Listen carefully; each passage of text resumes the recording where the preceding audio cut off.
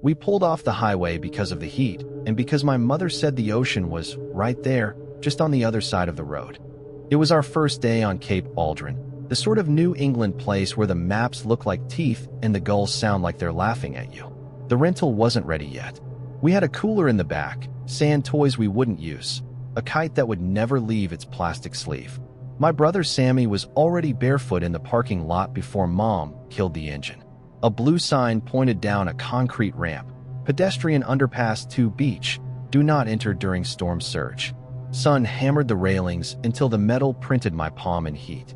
I don't love the look of that, Mom said, peering at the tunnel's mouth. It was tile-lined, a little pretty in the way public things can be when someone fought for a budget. A mosaic of fish and kelp ran along the walls. Each tile had a hairline crack, like everything here had once been frozen and thawed too fast. The air that came out of the tunnel smelled like low tide in basements. It's shady, Sammy said. Please. We went down. Inside, the temperature dropped 10 degrees. The ceiling was a shallow arch, the mouth of the tunnel wide enough for two of us to walk shoulder to shoulder. Light from the far end made a postage stamp of sky. Drips ticked at regular intervals. A strip of salt had dried like frost along one wall. Echo, Sammy said experimentally, and the tunnel gave him back echo almost right away, a friendly parrot. He grinned. It works. Wow, Mom said, skeptical but trying. We walked toward the square of sky. A breeze moved through and lifted the tiny hairs on my arms. On the tiles, someone had scratched tally marks with something sharp. 10 marks, then a slash. 10 marks, slash. Running the length of the tunnel at ankle height, like a child's height chart. I knelt to look at them. These aren't new, I said. Sammy hopped from dry patch to dry patch like lava game rules applied. Bet there's 1 million, he said. A low hum swam the length of the passage, the sort of resonance that makes your chest feel like an instrument. I could not tell if it came from the road above us or the sea below it. At halfway, the underpass flattened enough that we had to slow down. A hand-painted arrow pointed left where the tunnel kinked. Beneath it, a smaller sign, listen. Someone had glued shells around the word like a frame. We listened. The echo that came back wasn't our footsteps. It wasn't even us. A girl's voice, high with panic, skittered along the tiles. Don't run. Wait. Don't. The words fractured and overlapped like someone had dragged a finger through a recording. Then a boy younger, Mom. Then a man. Hold my hand. And the sound of water like a sheet being shaken out. Mom's fingers found my wrist. We should turn around, she said immediately. Her voice was calm. Her thumb dug crescents. We just heard someone, I said. Sammy looked up at the ceiling as if the voices were trapped there like flies in amber. It's an echo, duh. But we didn't say that, I said. He shrugged, careful not to look worried. Maybe it's from earlier. What earlier? I said. He didn't answer. He was 10, and it was summer, and the ocean was a square of light promising cold relief. He was already moving. We stood at the end where the tunnel opened to the beach. The light made us all squint at once. The sky beyond the mouth was white-blue, the kind that photographs wrong. The beach itself was a rough crescent of grayish sand and rock. A sheet of pale sea was laid out like tin foil. Gulls walked instead of flew. I don't like it, Mom said softly. 5 minutes and back. 5. Sammy agreed, without any intention of obeying. He already had the net dangling from his wrist like a badge. He bounded toward a tide pool, the soles of his feet tough like boys' feet in July. The underpass behind us breathed cool air onto our calves. Waves made a sound like someone sighing into a long, hollow bottle. Close by, a little orange flag on a stick had been jammed into the sand. No lifeguard. A second, lower sign. RIP current risk, moderate. I held myself still. I remembered the voices exactly. Don't run. Wait. The word Mom had dragged a burr down my spine. Stay in the shallows, Mom called. Where else would I go? Sammy said, laughing. The wind took the words and sanded them thinner. The tide pool was the size of a bath and shaped like an ear. Little green shrimp skittered across it in pinprick fireworks. Sammy squatted and scooped, not very good at it, but endlessly committed. The sun heated the back of my neck. Mom's phone didn't have service. She held it up anyway like old habit could coax a bar from the air. Wish you'd worn your water shoes, she called to Sammy. Wish you'd worn yours, he called back. He had the stubborn cheerfulness of someone who knows he can make the mood for everyone else. He did it then, a glance over his shoulder at me that said you can be scared if you want, and then a grin to strip the weight from the words. The tunnel exhaled a longer, colder breath. From back inside, at ankle height, a new echo slipped out, thinner than the first, as if it had to slide through a smaller crack. He's slipping. Then a sound like knuckles on tile. 10 taps, deliberate. Okay, that's enough, Mom said, Suninis tightened like a ponytail. Back in the tunnel, both of you. I didn't slip, Sammy said. You won't, she said, because you're coming back. 5 minutes, remember? But it hasn't been 5, he said. What time is it? I asked. No service, no time, Mom said, attempting a joke. She was holding the phone flat now as if that helped. 2 minutes, Sammy decreed, because when you're 10, you can make time by announcing it. He reached farther with the net. We didn't hear the wave so much as feel its fingers. The tide made one of those small surges that doesn't look like anything until you see what it moves. Sammy yelped and hopped back as water poured into the ear-shaped pool and punched it from behind, a trick of shape and gravity. The net went with it, little aluminum handle bright in the sun as it skated across towards the larger sea. Leave it, Mom said automatically. It's mine, Sammy said, reflex, and he lunged. He was laughing still. He was still laughing. The sand under his left foot liquefied exactly the way sand does when the ocean decides a moment is hollow under you. He sank to his ankle, then his calf. He steadied himself with both hands, still laughing, made frustrated by how silly this trap was. Okay, he said, it's sucky. And he laughed again, and then he wasn't laughing. Hands, Mom said, moving. The 3 strides between her and him felt like disease. She grabbed his wrists and leaned back. Sand made a sound like teeth grinding. The water ran out of the pool in a way water shouldn't, like it knew the route already. Don't run, I heard, and I didn't realize my mouth had opened. The words were chalky in my throat, as if they'd been scraped off the tile. Sammy's grin vanished as if someone had stolen it right off his face. There is a kind of panic that is just moving, muscle memory, canned instructions. Mom leaned. I dug my heels into the sand behind her. Build a line. Sammy tried to keep his knees from locking. His eyes were wide and blank like a horse's. The trap leg shuddered. We pulled. The whole bit. It's not sand, he said, confused and insulted. It's hands. He wasn't wrong. The sand against his calf wasn't grainy. It molded like something soft and deliberate. His other foot lost purchase. He went down to both knees and cried out like someone had reached up between his bones and turned them. The underpass listened to us. It wasn't just an echo, it was a recorder. It held the sound of Sammy's cry and turned it into a shape and slid it forward into us again. Mom. The exact pitch of it, the exact shiver of shame in it, as if he hated what the panic had done to his voice. People far down the beach didn't hear, or they heard and misread, or we were in a place where certain sounds didn't count. Hold my hand, Mom said, because that's what we'd heard and because there wasn't anything else. Sammy held on. His fingers were cold enough to burn. The square of sky at the far end of the underpass was too bright. I looked at it like you look at fire you can't walk through. The tally marks on the lower tiles seemed closer than they had been, which made no sense and yet sat in my skull like a yes. 10/10/. A set of marks had been scored so deep the glaze had flaked off and left raw ceramic. A child's hand had pressed itself into a wet tile somewhere back in the making of the place. The print had margins of dirt in it, as if someone had been trying to lift it out. On 3, Mom said. Her voice had the clipped edges of someone cutting paper in a straight line. 1, 2, 3. We halt. The beach said no. Sammy sobbed an apology like it was his fault the tide existed. I dropped the net, he said. I didn't mean to. It doesn't matter, Mom said. It doesn't. And then she swore, dear and profane, right in his face as if swearing at the world might knock it backward. A shadow moved in the underpass. For a second, I thought someone was coming to help. A person-shaped outline, a jacket. I yelled, hey, and it turned, not like a head but like a lens. It was water. It had risen into the tunnel from the beach side, smooth and curved like glass, and it was holding itself along the ceiling as if that made gravity optional. A fish, small and silver, lay suspended inside the moving bulge like a pendant in jelly. Its eye looked blind to us. The bulge stretched the length of 6 tiles, then 8, then 10. It quivered in time with the tapping we'd heard earlier. 10 taps. There are games where you tell yourself what you'll give up to keep something else. I promised the ocean anything. My kneecaps, my hair, my best memory of last winter. If it would give me my brother above the knee. It heard none of that, or it heard all of it, and didn't care.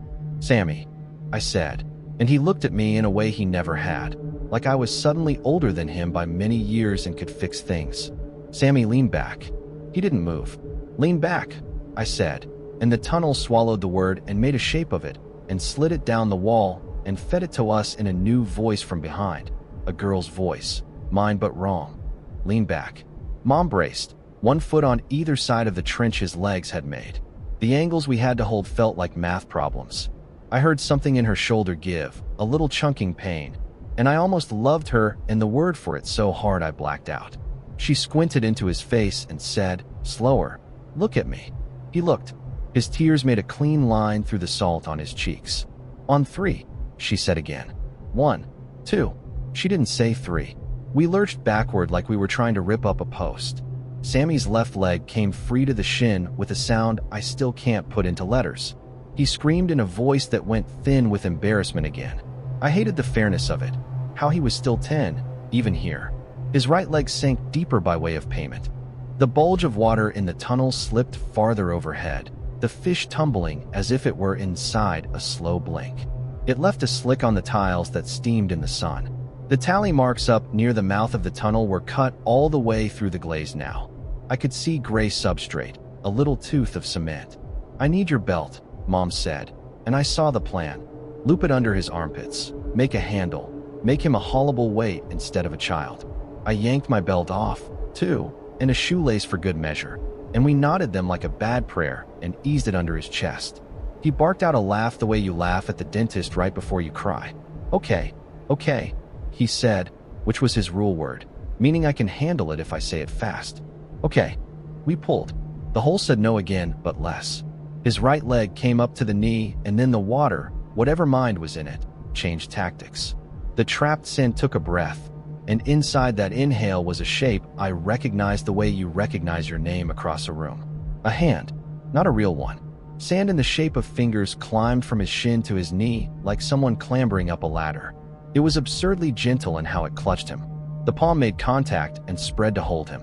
The weight of that holding set a shame in me like a bruise, a heat of what if it only wants to help that lived right next to it will take him and not give him back, and neither was comfortable with the other. Stop, I said to it, to the hole, to the water, to the tunnel, to the sound of our voices repeating, and the tunnel took the word and saved it and gave it to us from the future. Stop. And then, so quietly I thought I invented it. Please. A man ran down the ramp from the parking lot, sandals slapping. He was sunburned under his beard and had a baby strapped to his chest in a yellow carrier. He skidded at the mouth of the tunnel and put his hands on his knees to look, and the baby's head bobbed, and the baby slept. Do you need? The man started, and then stopped because what help could you carry in your hands that wasn't already here? A rope, Mom said, not looking at him. He vanished like help often does. Down the beach, a mother yelled for a kid named Ren in that bright, unaffected way that doesn't become a scream unless it has to. I couldn't see Ren. I could see the orange Inno lifeguard flag shiver under nobody's touch. The underpass had become so cool my teeth ached. The bulge of water overhead had collected more fish. They turned and turned in their packet of moving sea, without bubbles, without sense. Sammy's hands hurt mine. I had only ever held hands this long on field trips and funerals. Don't, he said. Don't what? Mom said. Don't let go, he said. He was 10, and he asked it like someone asking for a sip of water. We won't, Mom said. We would. We would if our bodies failed. We would if the math of the world demanded it. The tunnel stored the promise anyway and rolled it forward. We won't. And then another voice, older, not quite my mother's, not quite mine, saying, we didn't. It made no sense to hear your own reassurance die after it leaves you, but that was what the tunnel did. The man came back with a dog leash and a folded beach chair and a woman who looked like she could lift furniture for a living. We looped the leash through the belt, looped the belt through the chair legs, turned a chair into a winch, slid its feet against the tunnel floor. The woman braced herself as if she were starting a set at the gym, put her weight backward, and pulled. The chair creaked like it wanted to be helpful. The baby slept and then frowned. "On 3, said the woman, who did not know what we'd already used up of 3s. 1. We didn't wait. Sammy came up another inch. The sand made that grinding sound like a warning. We ignored it the way you ignore thunder when your picnic isn't finished. 2, the woman said. Her face was a map of effort. The tunnel, which had been so greedy for our words, made an offering. It gave us back the first voice we'd heard, the girl's, new and close. "Don't run." The boy, "Mom." The man, "Hold my hand." "It's us," I said. "We're the ones we heard." Mom's mouth flattened like she'd thought this privately and was sorry to have it named. 3, the woman said. We pulled. Sammy's right leg came out to the thigh. The sand released him like a miser counting change. A second hand of sand reached for him as if to check a decision, as if it could be negotiated with. I hated how much of me wanted to negotiate. "That's enough," Mom said to the hole like it could learn. Behind us, in the underpass, the water bulge finally lost its hold on itself and dropped. It fell in a curtain that splashed at our ankles and ran back toward the beach as if obeying a rule we couldn't see. The fish hit the tiles with soft papery sounds. One flopped, a silver comma making and unmaking itself, and then lay aspirating as gracefully as it could. The tunnel took a deep breath, and for a second, it was only a tunnel. We yanked. Sammy came free. It was said in a tone I recognized. Not commanding, not pleading, curious. We left.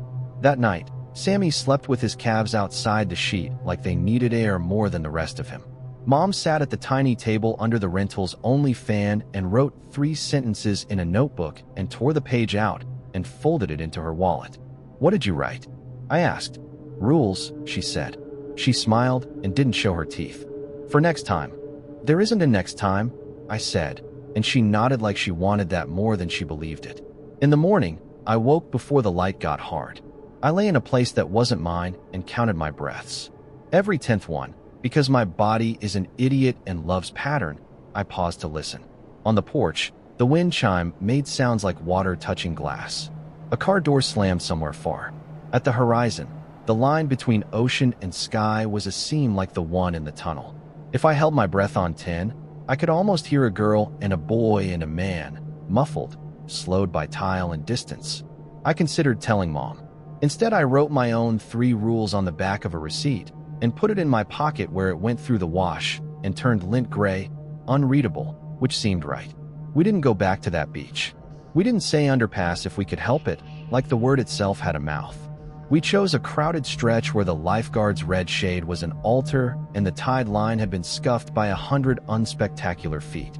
Sammy kept to the shallows and still he drifted, the way we all do, another inch, another feet, and then found his way back. He counted to 10 and then to 10 again, tapping his fingers against his thigh as if the world could be held together by marks. The 3rd night, the wind shifted and the smell of low tide walked up the road as if it had an address here. I put my head under the pillow and made my breath come quiet.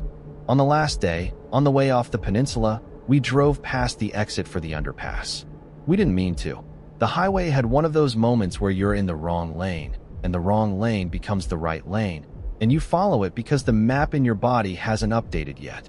The little blue sign flashed in the corner of my eye. Pedestrian underpass to beach. For a second, I saw the square of sky again. I felt the cool breath at my calves. I saw a handprint set in tile, dirt in its ridges like someone had loved it too hard. I don't know if the echo is still keeping our voices like stones in its pockets. I don't know if it will lay them out for someone else the way it laid someone else's out for us. I don't know if the tally marks 10/10/ will ever stop.